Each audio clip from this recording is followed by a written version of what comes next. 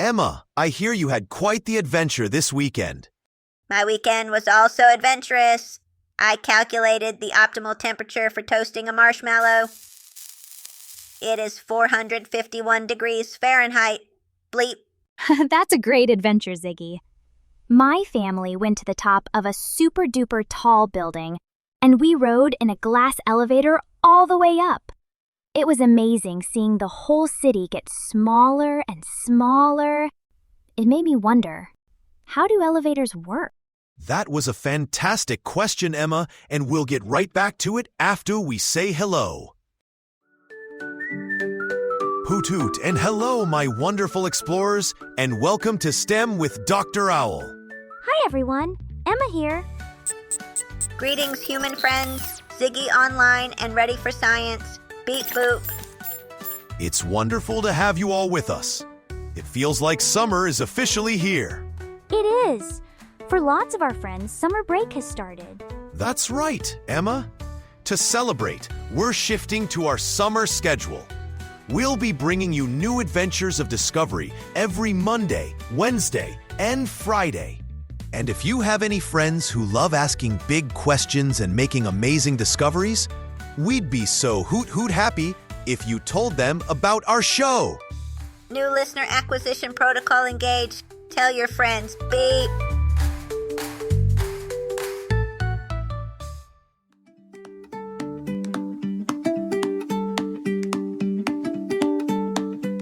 All right, explorers, let's get back to Emma's excellent question.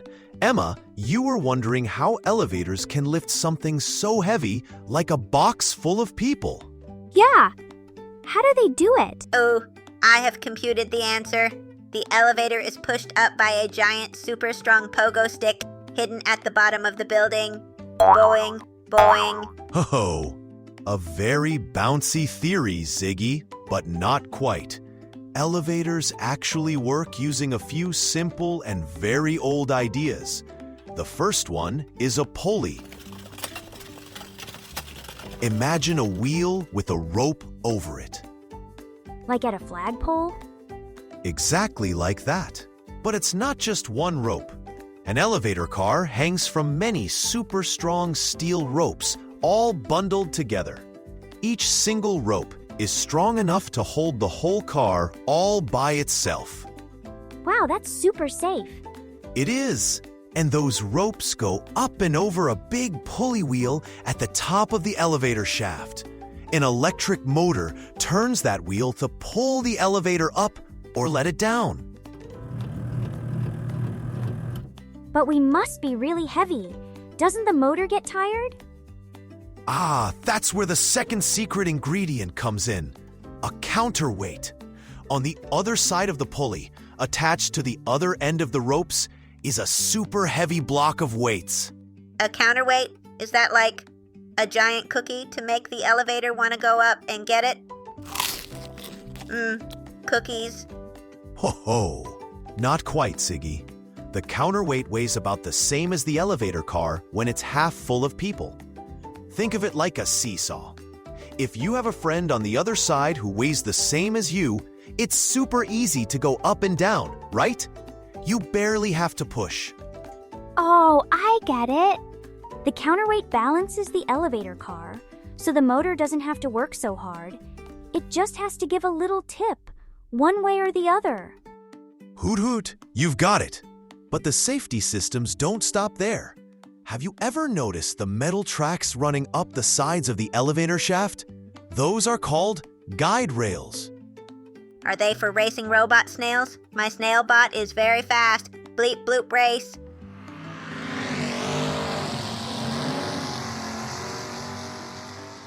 Not quite, Ziggy.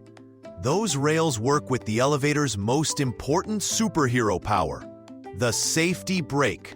If the elevator starts to go too fast, a special device grabs onto those guide rails and stops the car in its tracks. Wow. So even if something went wrong, the elevator has its own brakes to keep us safe. Precisely. It's one of the inventions that made super tall buildings possible. Now, who's ready for some more elevator trivia? Me. I am doing my trivia ready dance.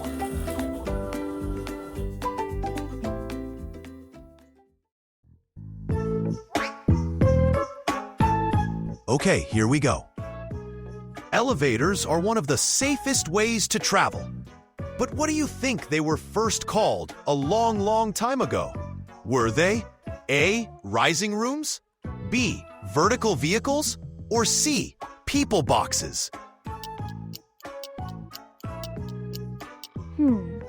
Rising room sounds so fancy. I'm going to guess A. You are correct. In old fancy hotels, the very first elevators for people were called rising rooms, and they often had plush benches and fancy mirrors inside.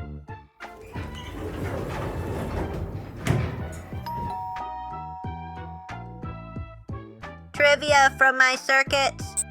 True or false? The button to close the elevator doors makes them close faster. Oh, I always push that one. I think true? Beep boop, false. Since the 1990s, that button usually doesn't do anything. The doors are on an automatic timer. It's just there to make you feel like you're in control. Really? But I always feel like it works. Oh, that's a great fact, Ziggy. And here's another one for you explorers. The fastest elevator in the world is in Shanghai, China. How fast do you think it can travel?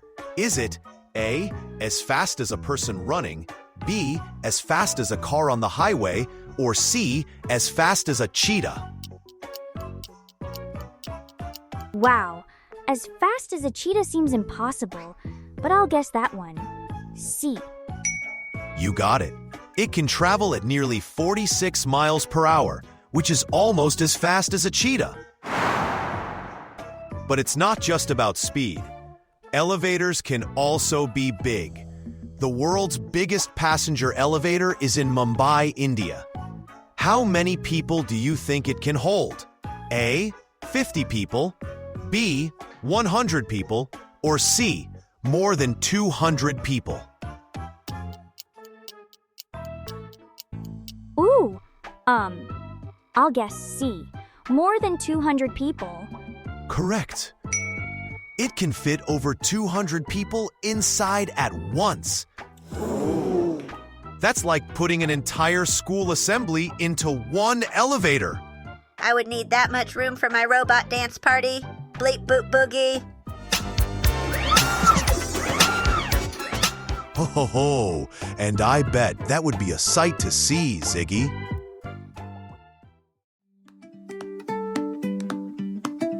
So after all our exploring, there's one more important thing to remember.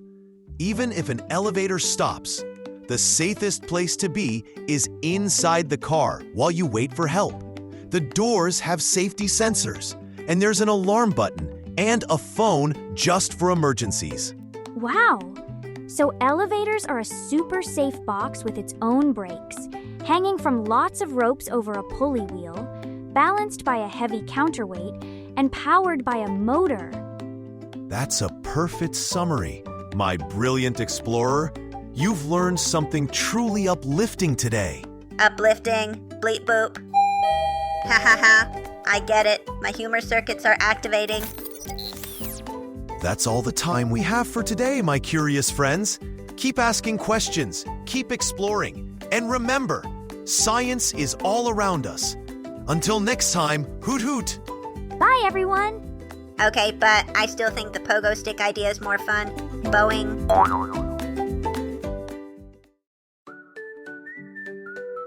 That was so much fun, Dr. Owl. I hope all our explorers had a great time, too. Hoot hoot! We loved having you with us. If you don't want to miss our next adventure, follow us on your favorite podcast platform. And if you know a friend who loves exploring, too, share our podcast with them. If you have a question or a topic you want to learn more about, leave us a comment. See you next time.